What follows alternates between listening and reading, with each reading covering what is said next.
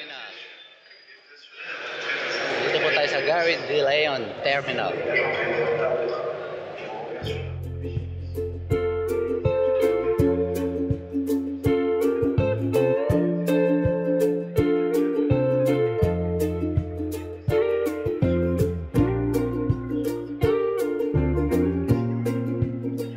The Paris-Gare de Lyon is a major railway station in Paris, France, serving as a hub for high-speed TGV trains to southern and eastern France, as well as international destinations like Switzerland, Italy, and Spain.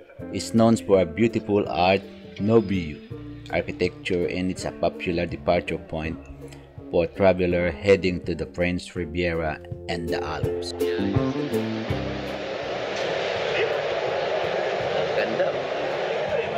Ganda na istasyon ng Gary De Leon Station.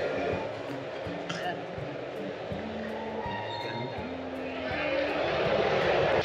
Here we are in Gary De Leon Terminal. Here in France, Paris.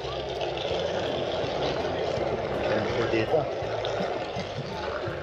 Ganda po dito. Gala tayo.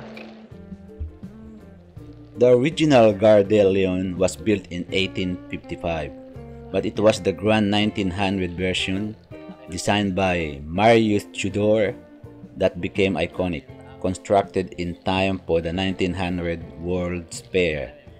Photo pa. Ganda yan. Yan, photo.